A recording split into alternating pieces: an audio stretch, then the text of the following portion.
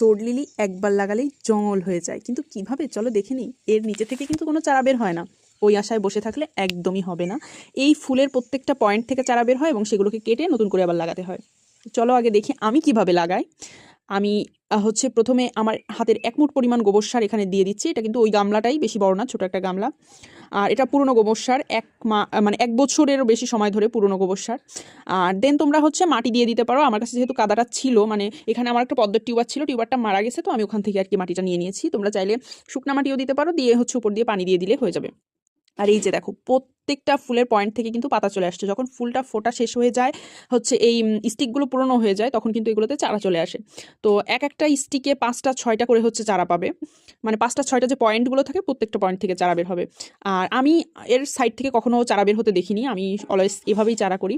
আমি একটু হচ্ছে স্টিক সহ করে কেটে নিচ্ছিলাম, যাতে স্টিকটা আমি মাটির মধ্যে গেঁথে দিতে পারি, তাতে এগুলো সহজে সরে নড়ে যাবে না, আর চারাগুলো করতে একটু ইজিও হবে, শিকড় ধরতে ইজি হবে। এখানে লাগিয়ে দিলে অটোমেটিক মানে নিজে থেকে শিকড় বের হয়ে ও ধরে নিবে আর কি। আমার লাগানো কমপ্লিট। এখন আমি এটা এখানে রেখে দিব। এটা কিন্তু খুব বেশি রোদের প্রয়োজন হয় না, এখন একটু পানি দিয়ে দিলেই হবে জাস্ট।